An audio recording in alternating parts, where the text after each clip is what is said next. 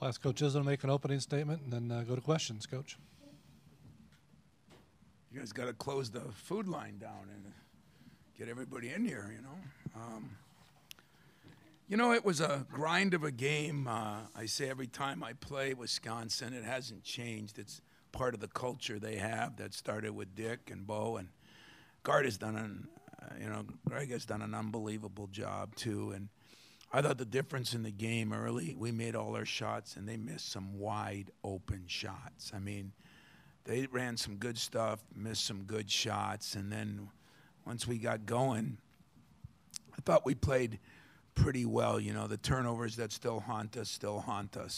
We had some very unforced turnovers. I thought we got something out of Henry rebounding the ball. That was big. He gets 11 boards. The rebounding in general was big for us, out-rebounding him like that. The assist to baskets was really big for us.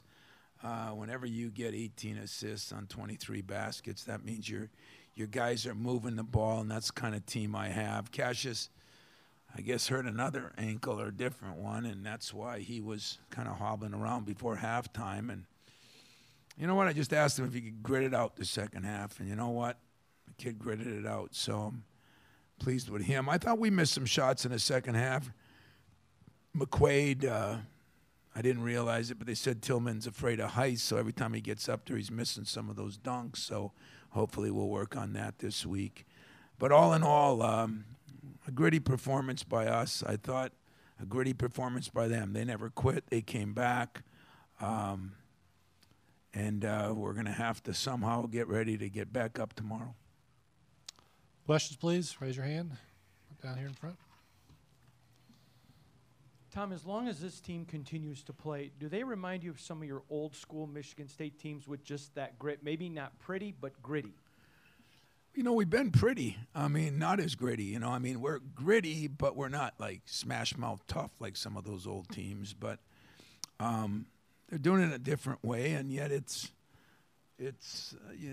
thought the way we started out, we were upset with the way we started yesterday, as everybody knows, and we had the first 10 minutes were great, and then we kind of died, and then halftime, we played better after halftime. So one of these days, we're going to put the whole thing together, and when we do, we'll take another step. But I think the biggest thing I've got to do tomorrow and next week is got to come up with some better substitution pattern. Every time I do, Arnie just couldn't go back in, so that screws that up. And during the week, we work with him and not Gabe as much, and so the way, and then Nick got in so much foul trouble, we could not keep a steady rotation there. But I think besides the assists, the job Cassius did, when Nick Ward had made those 3 or 4 plays in a row that kept the ball with us, probably most people wouldn't look at that as anything. That was about 2 minutes worth of game-winning situations for us. And I'm pleased where Nick is coming. I really was hoping to play him 16, 18 minutes today, but he'll get his chance. He got another game to play. Let's go right down here in front. Coach, can you assess the Wisconsin rivalry? I don't want to say any lusters came off since Bo retired, because I know you got mad respect for Coach Gard. But how is this rivalry different now with you guys when it was at the peak of it in the mid-2000s? I had great respect, for Dick Bennett. I worked his camp when I was in college, when he was at Stevens Point. It was a war with Bo for a few years, but then we got on the board together, and by the end, we were pulling for each other, and I really mean that, and still talk to him once in a while. There's not always love sometimes, but if there's respect, that's probably more valuable. With those guys, it's both love and respect, because we've played in a lot of big games together. And for Greg, I came up the same way. And so I talked to him a lot those first couple months and even first year. And I think he's done an incredible job under some tough. How would you like to replace Bo? They had just gone to 2 Final Fours, and this team has got some youth to it, and they've got some veterans, but I thought he did a hell of a job with them, and he's done a hell of a job. So the respect factor hasn't changed. And, I mean, Wisconsin, you know, when you grow up in Iron Mountain, I think we're one mile from the border. So I'm kind of a Uper Wisconsinite more than I am a Uper downstater, you know, here. So I know none of you know what the hell that means, but Iron Mountain's in the finals right now as we speak. That's all that matters to me. Here on the right. Tom, how important is what Kenny Goins can do to what you guys do with his ability to shoot, rebound, and even made a pretty big pass for a dunk today at a key point? Well, Kenny's probably been the guy that's changed our team throughout the last 2.5 months, you know. He is one of our best defenders. He is our best rebounder. He is maybe our best condition guy, and he has really figured out how to shoot the ball and does it with a high percentage. And so Kenny deserves a lot more than I've probably given him, but I think Kenny's putting himself in a position where there's going to be some basketball for Kenny after college. Down here in front. Tom, at the Breslin Center last Sunday after the game, I don't know if you saw John Beeline's comments, but he talked about Michigan State, Michigan playing for a championship, what it meant to the state, and how excited he was about you in both programs. Obviously, don't know who's going to win the next game, but for those two schools, same state at such a high level, to be able to possibly play in again, how special is it for the state of Michigan? Well, I think we both agree, you know. People used to laugh at me when I said, of course I hate my rival. I mean, who wants to hug and kiss, you know, the guy that took your girlfriend? You know, it doesn't make any sense, you know. But I have great respect for them, and I do agree with him. I think we're on the exact same page that if we can make this into a Duke Carolina, you know, and I'm not trying to say we've got there yet, because some of that is over a test of time, but whenever you're playing in games that matters in the state, that's big. Matters in the conference, that's big. But when it starts to matter nationally, then you got yourself something special. And when both teams, early on in my career, when we were ranked, I think, 250th or whatever, and they were good, and then middle, we were ranked in the top, and they weren't very good. It's hard to have a rivalry. So we got what the media wants, what the fans want, and believe it or not, what the coaches want, because it is important that big games matter, and big games that matter nationally are even bigger games. Right here on the aisle. When the game got close there in the second half, they went 7 minutes and 24 seconds without a point. How would you assess your defense, or were they just missing shots? I thought we played better defense in the second half. I thought the first half they missed some good shots. But I bet you in general, Greg wasn't happy with how they shot it. And they've been a little bit up and down shooting, you know. Guys like Trice and Davidson, I mean, those guys can shoot it.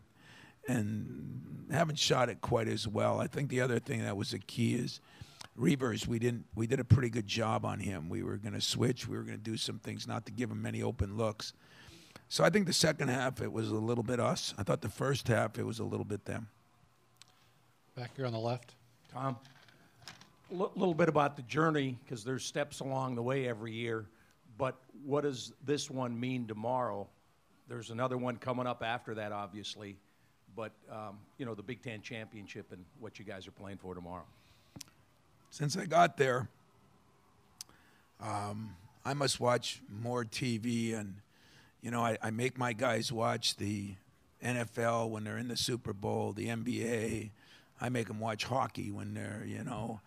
Because whenever you're playing for championships, the human interest stories, the things that go on are really good, you know. And you realize a lot of kids have sacrificed or done some things, or coaches or programs. And that's what's great, you know, about playing for a championship. I mean, it is, you know, people don't say, let's go finish second. You know, that's not the Newt Rockney locker room speech.